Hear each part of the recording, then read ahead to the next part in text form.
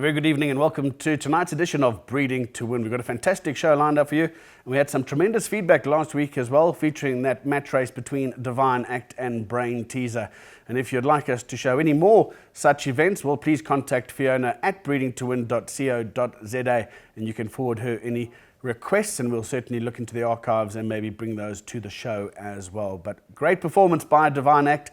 He really did put Brain Teaser to bed, and certainly Cliffy Otto, one of the trainers we do miss here in South African racing. Let's go into tonight's show, and we're going to start straight away with the Cape season that looms large. And obviously there are a couple of trainers that have really strong hands. We catch up with Brett Crawford, who also has some very nice youngsters and a couple of big horses ready for the Cape summer season. The season is already really hotting up, and Brett Crawford looks to be a big player for the season ahead, and he's already set off well with a good few winners on the track, and he's with us this morning at his stables in Philippi. Brett, thanks very much for having us this morning. Pleasure, Fee. You've already kicked off the season very nicely with quite a few winners already. Yeah, we've had quite a few young 3-year-olds that have made their debut or their second or third start on track, and obviously they're doing well, so it's exciting times. We've still got quite a few more unraced to see the track, so hopefully we'll still find something that will be inspiring for the rest of the season. And the season ahead, you've got some very nice Ridgemont fillies. Do you know where you're aiming yet as far as the big races go?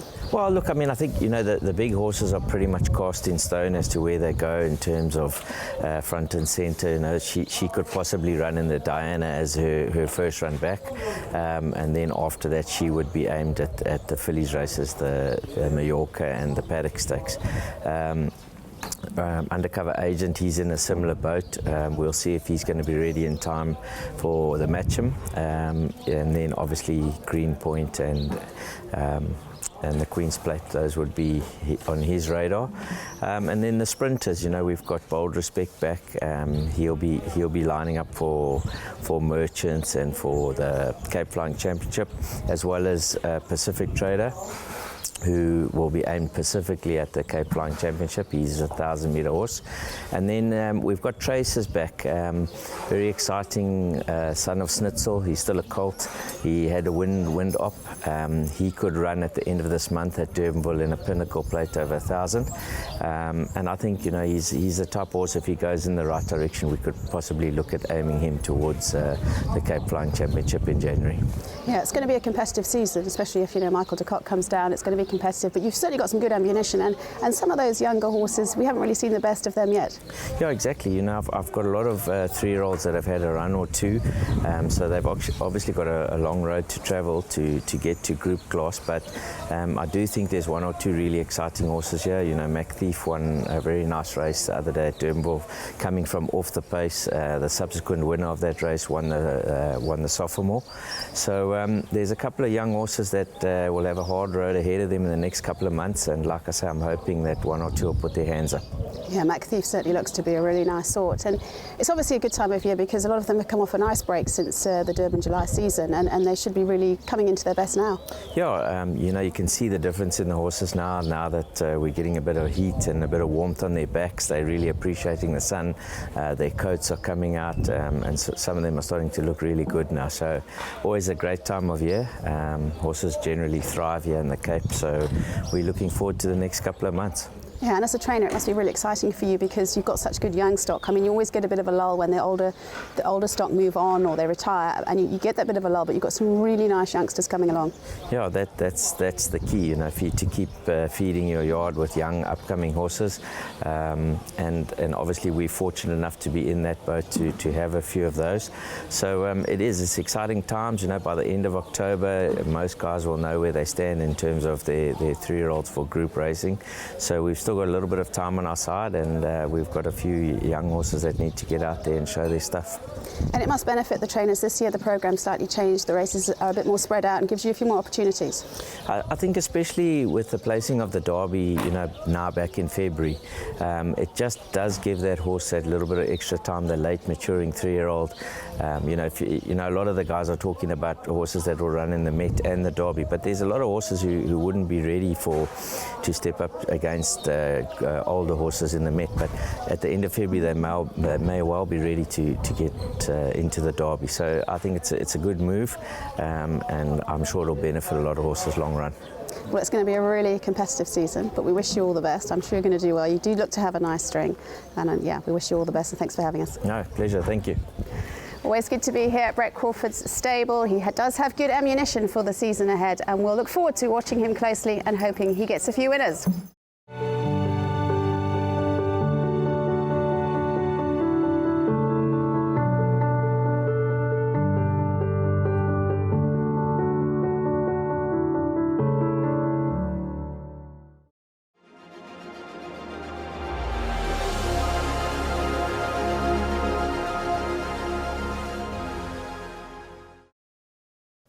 I think Brett Crawford looks set to have a great season ahead. But let's move on now to another top yard in the Western Cape, and that's none other than Candice Bass Robinson.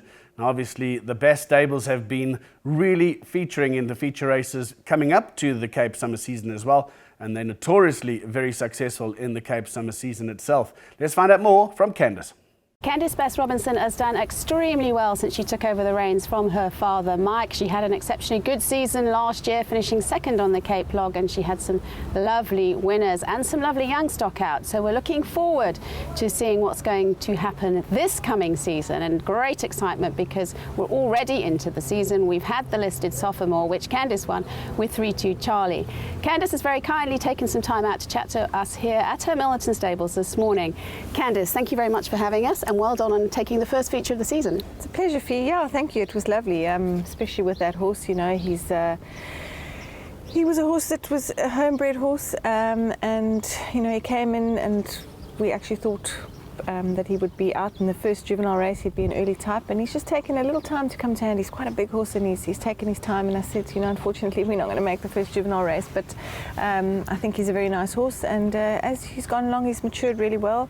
Started out well, and then his penultimate start, the jockey that rode him said that he felt like he was pulling up his testicles, and might not be a bad idea to geld him. He didn't feel like he wanted to gallop us, you know, in the first part of the race. So that's what we did, and gave him his horse sickness injections, and he's really matured into a lovely horse, and he came back with a good first run back, and yeah, he looked magnificent out on sophomore day, and yeah, I thought he won a very good race. So he's a very exciting horse to look forward to. I think distance-wise, I'm not sure what sort of trip he will go, whether he's going to just be a sprinter or we might go a bit further, but I think we'll probably find that out in the Classic. I'll definitely run him there, and we'll take it from there. Yeah, smashing looking horse, and not far behind him was Constable, who was having his first outing. Now he'll come on from that.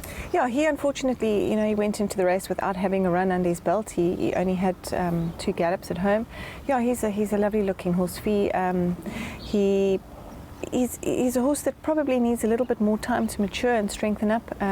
He's a magnificent looking horse, but he could fill out a little bit more in his middle. I would like to see him do that, and he's slowly but surely getting there. So I haven't been too hard on him, and I won't be too hard on him just this early part of the season. And you know, I think towards the end of the season, you know, I think you'll probably see the best of him, and I think probably next year. And distance-wise, I think we'll probably keep him to sprinting distances for now. Pretty much that whole family sprints. So yeah, I'm looking forward to him. As I say, it was a good start from him. He just need it a little bit, and that would have brought him on very well. And he's another nice looking horse. But you started off with Manrasco when you took over from your father, and obviously you had that fantastic July win.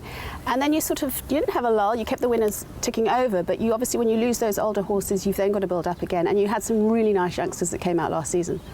Yeah, it's hard, you know, when you've got those horses, they kind of fly the flag for you, and they can carry quite a few of the other horses.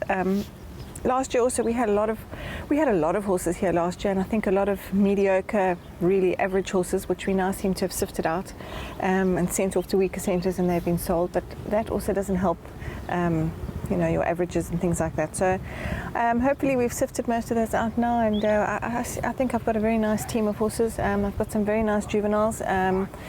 3-year-olds now that have come through, and also our younger horses that are coming in this year, the young 2-year-olds, some really nice ones that have walked into the yard so far. So I'm excited, and I'm looking forward to that. And obviously for me, you know, losing Clouds in the season in Durban was a huge sort of downfall for our yard, and it was very disappointing, but thankfully she's recovered very well, and she's back in work now. She's on her way to getting fit again, and she's 100%, so I look forward to having her for this season as well, because I know that she's a top filly, and as I say, it really was a great shame not to see her run in the Durban season, but one of those things, and as I said, she'll be back for the summer season, so I'm looking forward to that. Yeah, certainly excited to see her out. But it's a wonderful time of year, isn't it? Because we're pretty much over the worst of the winter, and July time's always a difficult time, travelling backwards and forwards to Durban. But now you're settled back here for the season.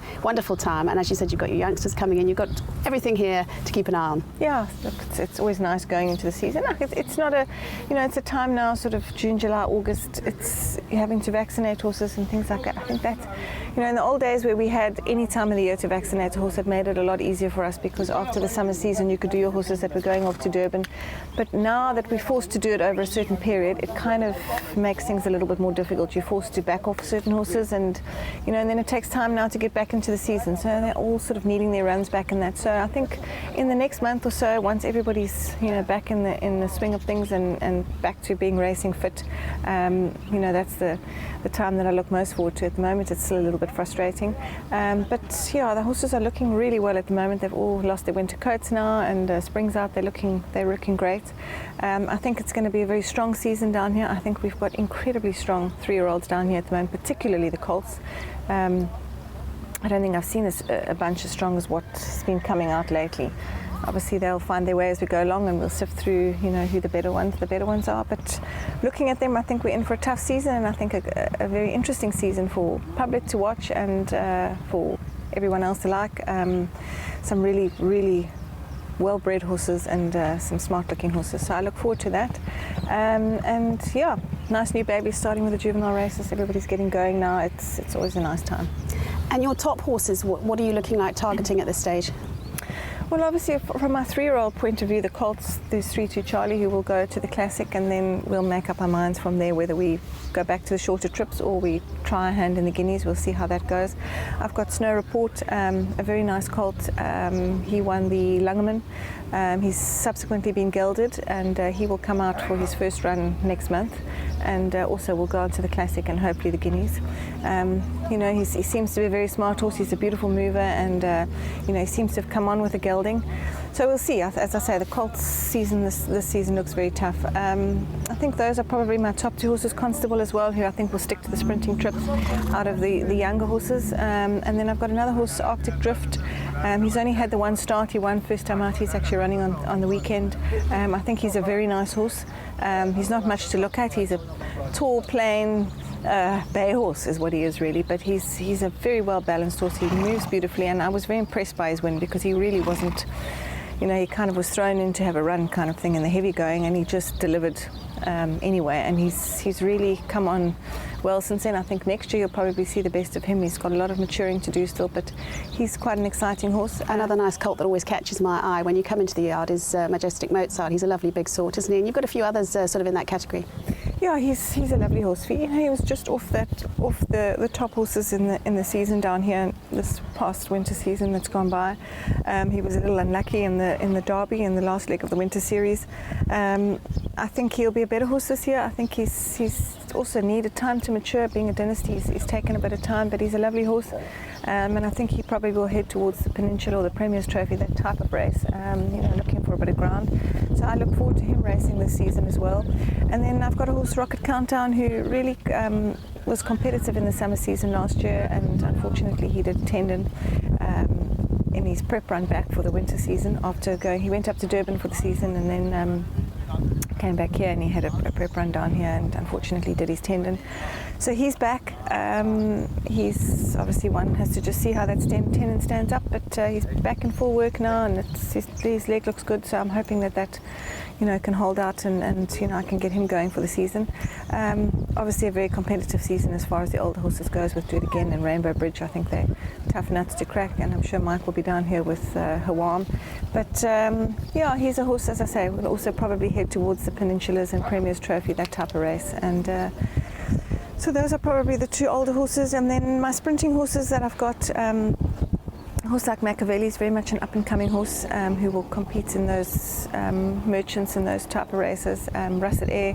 So I've got some nice sprinting horses and an up-and-coming horse, Dragon Power. Quite know whether he's quite at that level, but he's done nothing wrong up until now, and I think he's only getting better as he goes along. And then my fillies, I've got a nice bunch of fillies. Cousin Liz that came out and won the nursery. I think she's got a lot of talent. Unfortunately, she's got a few issues, so that's not making my job very easy for me. So we'll just have to play it by ear and see how we go there. And then I've got a filly, Roll in the Hay, who went up to Durban. She ran in that Scottsville Sprint and she found a lot of traffic problems along the way. So unfortunately didn't work out for us. I think she would have finished right on top of them had that not happened. And then she didn't really do much her next run in Durban, so she's come back, she's taken all of her travelling well, and I think, you know, she is a nice filly and hopefully she can go on. So I've got those sorts of fillies, drama queens, who will probably run in all those in the 1400 and then onto the Guineas. We'll just have to see how we go. What other, those are Santa Clara and Clouds, where will they head? Santa Clara, I'm going to run her in the Dinah Stakes. They're going to have another gallop on Saturday. Haven't been able to give her a prep run. I think that's the one thing that's lacking a little bit in our program this year down here. We haven't really got prep runs for these feature races, so it makes it a little bit difficult. I've got 3 fillies there that I'm going to have to just try and gallop twice and see that I can get them ready for a filly like Freedom Charter as well. She's also, you know, 1400 is probably her best trip, and then onto the sprint races for the season. She's really matured into a lovely looking filly, and she won that Group 2 1400 at the beginning of the season in Durban, and then unfortunately in the Scottsville Sprint she bled, so she had to have time off there, so we've decided to race her another year. So she will go for the Dinah as well, and then onto the sprint races, Santa Clara, the Dinah Stakes, and then, you know, there's not much for her until later on in the season, and I probably will head toward the Paddock Stakes with her. She's really matured into a really smart filly, and I look forward to racing her in the season. Clouds obviously will stick to the sprinting trips, I think, much the same sort of program she went with last year. The 2 main races being the Scepter and then onto the Majorca Stakes on Met Day. So those will be theirs, and then I've got a couple of nice fillies along the way for the smaller sort of races, but they will be my main 2 fillies. Great, a very competitive bunch going forward, and we hope you have a fabulous season. Really looking forward to it. It's an exciting time of year, but thank you very much for taking the time to chat to us, Candice. I see you've got your 3rd string milling around behind us. A busy time here at Bass Racing, but thank you very much for taking the time. It's always a pleasure, Pete. Thanks. Lovely to be here at Candice Bass Racing. It's very, very busy here. This is a big 3rd string out now, and it's lovely that she took the time out to tell us about the season ahead, and it looks to be a very exciting one indeed, with a range of very competitive horses that we'll see out this season.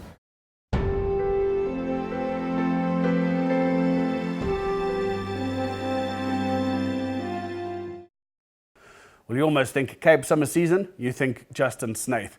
They've been absolutely dominant in some of the last seasons, and obviously the big races, the Queen's Plate, the Mets, and again they look to have a very strong hand. They've got some wonderful 3-year-olds lining up, and they haven't even brought out some of their top candidates yet, and Justin will tell us more. Justin Snaith needs no introduction. He was our Cape champion last season, and the stable continues to have brilliant seasons. And Justin is with me now in his yard at Philippi. Justin, always good to have you on the show. Great, thanks, Fee. Another good season last year, but you're continuously getting the winners and having good seasons. Yes, look, I've always tried to maintain that there's room for improvement, and every year I look for something more to come. So I think this year could be a season where I think we've got a lot of potential. We had one little setback with Susanna retiring. I think she would have been a filly to follow through the season with all the big race. Unfortunately, a decision was made to retire her, which is I'm very happy for them, and I can't wait to see her foals race. Yeah, she certainly did you proud on the course, didn't she? But from what I've seen so far, it's going to be a very exciting season for you, because you've not only got the older ammunition, the youngsters that are coming through the ranks are looking really good. We are a very young yard. It's crazy to think that, but a lot of our horses were sold to Mauritius. Our fillies have gone off to stud, so we are extremely young yard. We are, I would say, 90% are horses that are one-time winners and maidens at the moment. 90%, no jokes. That's the strength that's coming through and quality. So really, really looking forward to that. Yeah, from what I've seen, some beautiful looking individuals. I've only had a run or two and they could be anything. But your older stock, obviously your stable style will be Do It Again. I don't know what it is. He goes into this zone where he's just all about his temperament. Is just, he doesn't waste energy anywhere else but in the last bit of a race, and just always got his game face on. He's like Djokovic, you know, that tougher look. I wouldn't say Federer. Federer's more like flair and style. Djokovic is that guy that just comes and gets the job done. And if I had to compare him to a sportsman, that's what he's like. What a horse to have in the yard. I mean, he's just done you so proud. And I suppose the obvious for him is heading towards the Queen's Plate and the Met. Correct. The season starts a little bit later this time round, so everything goes on more into, I would say, February. So there's no rush. I'm just so happy where he is at the moment. He's in such a good place. I've already started a little bit of fast work, and as I say, just super excited. It is a bit disappointing seeing that there's this $20 million race in Saudi and things like that you just know if he had that opportunity he could showcase what he's really about. But focus will be obviously on the summer season. It's going to be great racing, Lawrence, Queen's Plate, the Sun Met. These are all big days that pretty much that's what counts, and we want to be ready come those days. There's so much left in the tanks with these horses. We've been so careful in how we've planned their careers. So a horse like Kazima, I mean, he had 2 starts in the entire Natal season. He sat there for 4 months. He had a lovely prep race in the post-Merchants where he had 62 kilos, drawn in the bush. He had absolutely no chance. Flew home for a 4th, into the Group 1, won that. There's so much left in the tank. So, but unfortunately for him, this year round, last year he was quite well handicapped. This year he can only run really in the weight for age races, so he's very limited. So we just have to pick the odd race like the Cape Flying Championship and races like that, and possibly the Diadem. Those are races for him, and as I said, he's just like Do It Again. He's just going the right way, so extremely bullish about his chances. Good thing about a sprinter, you don't have to worry about draws too much and things like that. So obviously those are all concerns we take when we go into the bigger races, big fields, which I think we're going to have this year. Draws will become quite an issue, and but when you've got Richard Fourie on board, it certainly does help. Yeah, and you obviously Do It Again won the July, but you had other horses that ran so well in the race, and they'll all be campaigning again. Yes, look, there's a long list of horses. Double Mint, we gelded. He's a horse that he's just a very nice handicapped horse in the right races. The problem is when we come up, the good thing about our racing in Cape Town is about the best horses in South Africa. So most of our races are weight for age. So the others have got their work cut out. You know, when you've got a horse like Do It Again off a 136, you've got to run level weights with him. You're going to have to be not good, you have to be world class. With the quarantines being problems and exporting horses, the older horses are extremely strong. They haven't left, and apparently Awam is sticking around. So, you know, that's a horse that should be competing internationally. So it's going to be very competitive. But, you know, like you said, we've had horses you saw in the Durban season. There's a lot of other horses that will be planned into the right races. Because you can't run some of them in weight for age terms, we've got horses that can be aimed at that. So there's enough to go around in all the races. A lot of emphasis will also go on our 3-year-olds qualifying, because this year, with the changing of the feature races, a 3-year-old can accomplish a lot. For the first time, the summer season, if you get the right 3-year-old, you're looking pretty strong. Plus the 2-year-old racing has been upped as well in the Western Cape. So now all of a sudden, there's a lot more that we're going to get ready. So 2-year-olds are going to be firing as well this summer. We've decided we will bring out some beautiful 2-year-olds, which we don't normally ever do. I only did it in the first few seasons of my career. Otherwise, I've never touched 2-year-old racing. So we're getting a little bit back into that. So I think that's going to be very exciting. But not just 2-year-olds that are early and you know, like what a lot of guys do, but actually 2-year-olds with quality. Yeah, lots of nice older horses to look forward to, and youngsters. And then what would be your best filly now? Oh, it's very hard to say. You know, Osuzana was a big loss. The 3-year-olds in the season from Durban, they didn't quite stand out, but in saying that, they actually won most of the features. So Clouds Unfold won the Majorca. Brett's Crawford filly ran a cracker in the Majorca as well. You know, they didn't do too bad. Clouds Unfold would have been a very good horse in the Durban season. Unfortunately, she was injured, so now we've got to take that on. So I'm thinking of fillies that can compete at that level. So I think a horse like Miyabi Gold, she ran 4th or 5th in the Durban July. The race came too soon for her next run, so she's a filly that I'll definitely point at the Paddock Stakes. And obviously Savannah's Pride that won the Will Avington, she goes all the way, also 1800. She's a filly that, you know, you've got to respect. I think being by Savannah, she's got a lot more improving to do than some of the other 3-year-olds that she took on. So fillies like that, and there's a host. If there isn't, I'll find them. No, you're a big stable, and you've got plenty of decent horses, so it's very difficult to talk about all of them. And I'm sure you're going to be very competitive this season, although it is going to be ultra competitive. As you said, you know, Michael de Kock will be coming down. There's big horses, there's big competition, but I know you'll be right there.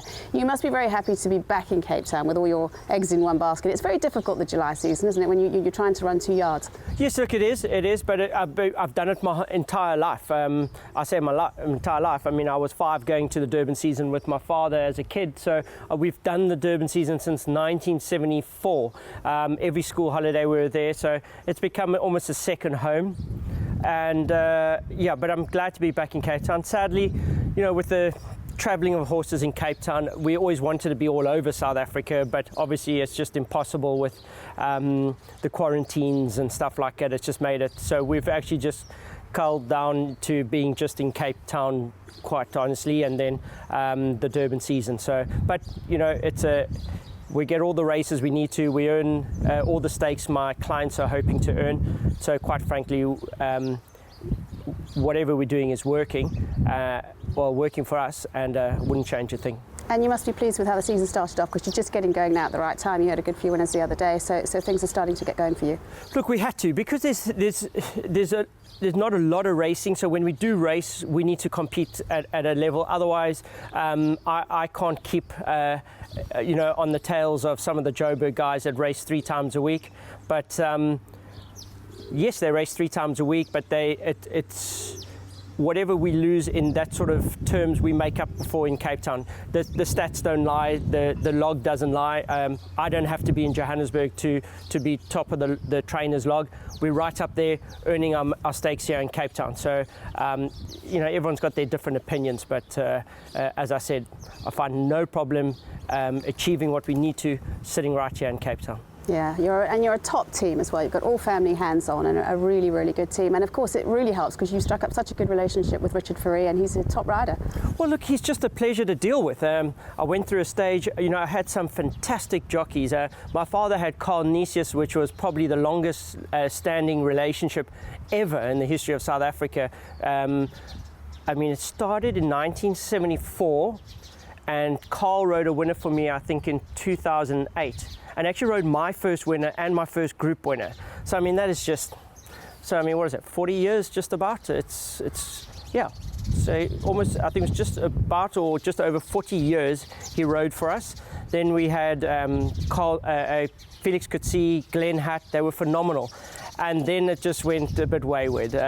Jockeys were just, I found them unplayable, and we had the new generation, young, super talented, but a nightmare to deal with. So I'm just so happy.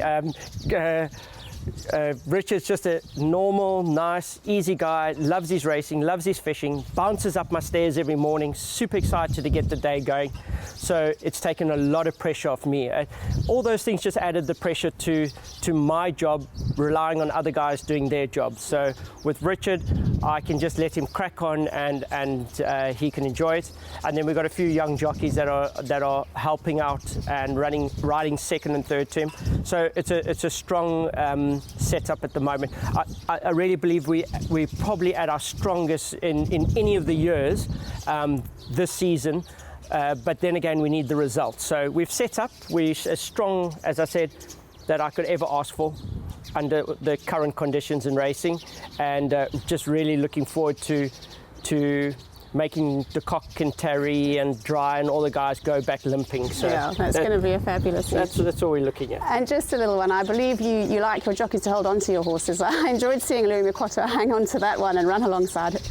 Yeah, it's the first time I've seen him run. He doesn't run anywhere. So I always tell the guys at track, especially in some of these areas where we train racehorses, like you see at Summerfeld, you see at Philippi, when a horse gets loose, there's nothing scarier. You know, I love my animals, and you get some young apprentices and the horse literally moves this much right and they fall off. So, and there goes the horse galloping, and normally, sadly, it can end badly. So I always tell my riders, do not let the horse go or keep running. It's a very simple thing, especially when you get these young apprentices coming into your ring, and they haven't quite been taught as much as they should have been taught, and I make it very clear. If you let go, don't come back. You took it literally, you did a damn good job, I must say. Yeah, I didn't quite mean for a jockey to do it in a race, but well done to him.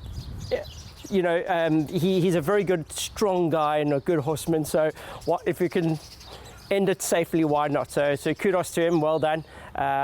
We were certainly impressed. Yeah, he certainly got lots of publicity for it as well. But anyway, thank you very much for chatting to us this morning. It's going to be a really tough but exciting season ahead.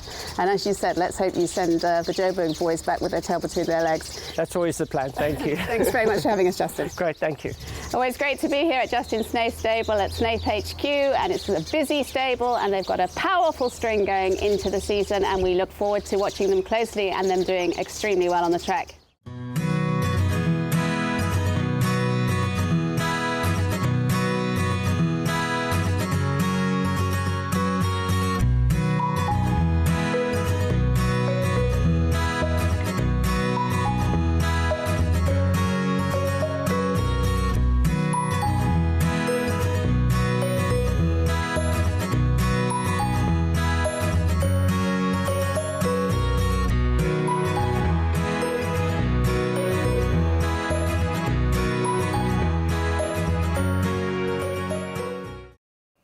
On last week's show, we invited the breeders to send through some of the pictures of foals that they've had during the current breeding season. Now, obviously, there's foals dropping each and every night, and we get a chance to display what some of the new stallions are showing with some of their foals on the ground.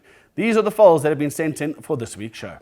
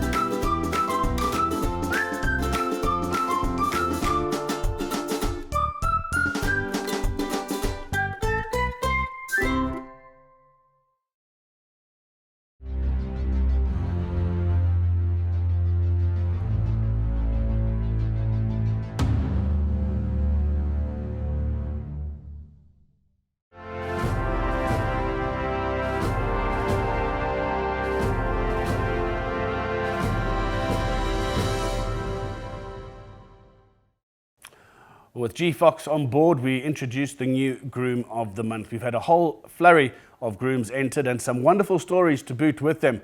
Fiona is going to be deciding on this month's winner shortly. You still have a couple of weeks, a couple of days really, to send in nominations for this particular month, and we'll be showing that Groom of the Month at the end, the last Sunday of this current month coming forward as well. But we're going through the whole year, and there's a wonderful hamper of 4,000 rands worth of G-Fox gear that the winning groom will receive, and we look forward to catching up and telling their story on Breeding to Win as well. Once again, if you'd like to nominate a groom, you need to send that through to Fiona at breedingtowin.co.za.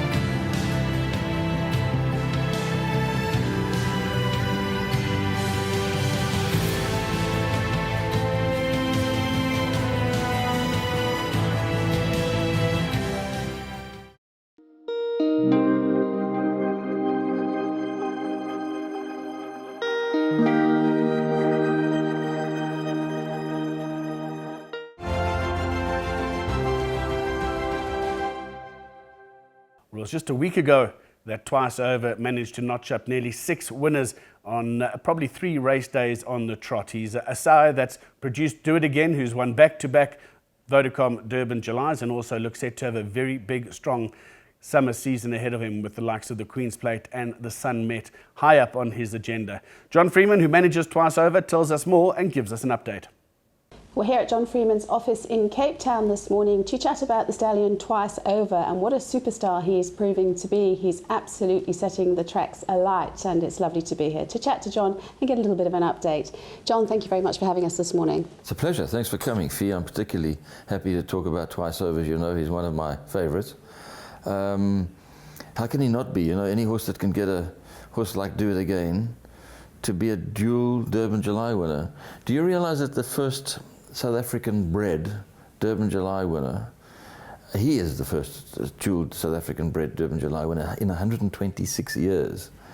You know, I have delusions, I suppose, if you like, aspirations or hopes, but that he could actually turn out to be something of a seriously record horse, you know. I was going to say, I mean, when he joined the stallion ranks in South Africa, did you ever imagine, I mean, 9 graded winners in his first crop and Do It Again, obviously winning the July twice, quite amazing. To get 9 stakes horses in his first crop, including a horse like Horse of the Year, sets him amongst the best. Breeders are learning how to use him. He had a little bit of a physical hiccup earlier in the year, which he's overcome. So we managed his book rather cautiously this year, but he's got a heck of a lot of good, strong mares that'll come through.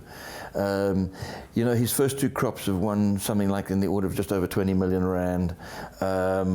Horses like, you get from your first crop a horse like Horse of the Year, then add San and See, a Group 1 2-year-old, Double Mint, who's a triple graded stakes winner, and Fast 5, who's an Oaks filly, Oaks winner in Kenya.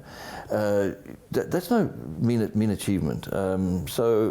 When I look at the stats and I think, wow, he's done it. He doesn't have to prove much more than that. And because they're now starting to race over the type of distance that they were bred for, you must remember, I think the trainers got excited about, or the people that had them got excited about them being precocious, because he himself won only 2 starts as a 2-year-old, including the Zetland Stakes over 1,400 meters. But he's not a sprinter. He actually won 4 Group 1 races over 2,000 meters, and in fine style. Okay, his father, Observatory, was a world champion miler, so maybe there is that sort of mile tendency. But I'm seeing them now starting, you know, he's had, what did he have, 9 winners in the last, I wrote it down somewhere, 9 winners in the last week. And I see them winning over 2,000 meters, which really excites me. They mated them to some fast mares. I don't believe in outcrossing speed and stamina, because you get a horse that wants to sprint 2,000 meters or stay 1,000 meters, so you're not going to get the best out of it. But those that like Double Mint and Do It Again, who are out of mares that could run a bit, are proving to be the right type of horse, I think. Breeders are a little cautious because, you know, he's quite a big horse, and you need to know how to use him properly. But those that are doing it properly, and I've got very big expectations of his future. I have I mean, I have no doubt about confidence in him. I bred one myself, who's with the Snaiths, and they're very, very, called Naughty Boy. They are a little bit naughty, so, and Do It Again was very naughty. I watched Double Mint on the beach this morning, enjoying himself. They keep him away from other horses because he's full of himself. So Henry Cecil, funny enough, gave Tom Quealy a specific task when Do It Again was a 2-year-old. Said, this horse is owned by Prince Khalid Abdullah and owned and bred by him. So he is a bit of a handful. I want you to take him out on the heath, let him do whatever he wants to do, and just get him happy. And that's how he turned around. And Tom actually told me that he made a particular project out of the horse.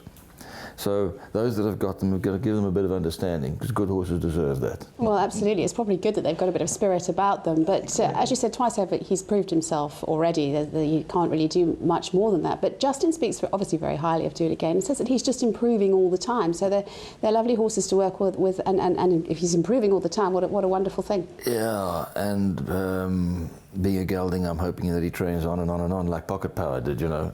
I said maybe I'm deluded, but I have visions in my head of being the next Pocket Power, you know, a horse that's going to train on and have fun for quite a few years yet. And heavens knows racing needs a good number of those, don't we? And they obviously got the mating right there, because he's a very striking looking individual. You know, and it's an incredible thing that his 3 best horses are actually out of little mares. I mean, Sweet Suggest was a pocket size thing. I remember Kevin Somerville calling me when he heard that Twice Over was coming to South Africa, because he used to work at Juddmonte and obviously knew the horse, and said to me, you know, he owns Sweet Suffragette in partnership with Robin Bruss. And what did I think of mating her to Twice Over? I said, I think it's absolutely perfect, actually. By the time we did a bit of testing on the pedigrees and whatever, they came up with a nice picture. And I said, can I encourage you to do it? He said, well, you'll have to speak to Robin because he's the boss. And that's how it happened. And then Sand and Sea's Dam Sea Point is a little mare. And a Double Mint's mother's not big.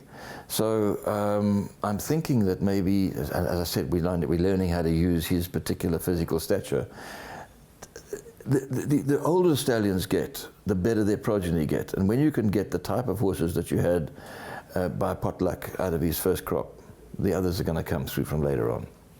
I have no hesitation of telling my clients we're putting a team together to buy a proper Twice Over any day. Well, Twice Over himself obviously stands at Clava Flay, and looking at him the last time I saw him at the Stallion Day, he's just such a lovely, typical... athlete. Yes, real good, classic, lovely horse. Well, Henry Cecil called him, he said he's my best friend. And Henry was in late stages of cancer, and this horse kept him alive. And you know, when I went to go, Bernard flew me over to... Look, we would never have had the horse in South Africa if it wasn't for the fact that Bernard Cantor's company, he was the MD of Investec at the time, sponsored the English Derby. And I was standing at the winner's enclosure with Bernard Cantor and Anthony Stroud when Prince Khalid came up to Bernard Cantor and said, Mr. Cantor, I want to thank you and congratulate you for your support of English racing. You know, he sponsors quite a few races, Juddmonte anyway. And he said, if there's ever anything that you need from any of my horse operations, just tell Teddy, that's Lord Grimthorpe, so who's the manager. And Bernard turned and said, what, you know, lovely offer. So I said, there's something we want. I said, Anthony, get Twice Over, because he had the father and in America, and they didn't do much with him. A 4-time Group 1 winning English Classic champion. Why wouldn't you want him? It started in South Africa. And it caused a bit of an uproar because he was a darling of the racing industry in England. You know, when he returned, I remember watching a video, and I get goosebumps thinking about it, when he won the Juddmonte International. And the commentator, in his typically English voice, says, and Twice Over returns yet again to the Group 1 winning enclosure, to this appreciation of this very knowledgeable racing crowd. And that's exactly what it was. They queued up to the racecourse to see him. I love those days of racing. And, Do It Again has got that sort of following. You know? Yeah, absolutely. You see the passion that they speak about on Twitter or social media about him. And Twice Over's already 4th on the stallion log for a stallion of all ages, which is fantastic. He's 4th by a number of winners. As I said, 9 winners in the last just over a week, 12 so far this season, which makes him 4th leading sire all ages by a number of winners, and heading in the right direction. And an absolute steal. He stands for 50,000. Absolute steal at 50,000. 10,000 down, 40,000 live foal. We are taking more bookings now that we know that everything is 100%. We've had him checked out. So yeah, I think if you have a look at the list of stallions and the prices that they are commanding, we've pitched him at the right level. Yeah, he's just done so well, and he's such a treat for South Africa to have. So somebody that's got a nicely bred mare that's on the small side and you're looking for a bit of scope, if she can get beyond a mile, I would love to have her. I mentioned that in the early stages they put him to a few sprinting mares. I may be wrong, but in my view, if a mare could stay a little bit of a trip, then he's going to get something good out of her. Yeah, no, well, we're so lucky to have him, and I'm really looking forward to now we're going into the Cape summer season and do it again. We'll be See them all again. Heading for those big races again here in Cape Town, so it's really exciting. I'm going to name a horse all over again. I've actually just bought a filly. I just went to the beach this morning and took a new client to the stables to go and see a filly that I bought from Drakenstein at the National Yearling Sales. The Drakenstein grooms actually bred her. And we're looking for a name. I think you've just given me the name. Don't take it. It's a great idea. Yeah. Anyway, John, I know you're well up with all your statistics, but I think we've covered everything. This stallion is the real deal. Yeah, he is the real deal. Yeah. That's for sure. And we don't have to. He takes no introduction, really. He has proven himself. Anyway, thank you very much, John, for chatting to us. Thanks for your interest. I appreciate it. We really look forward to seeing him appreciate the time. continue to do well and flourish. Thank you very much. Always good to be here at John Freeman's office. Twice over, as I said, is proving to be a bit of a superstar, and South Africa's very lucky to have a stallion of this stature, and we're looking forward to following Do It Again, of course, through the summer season here in Cape Town.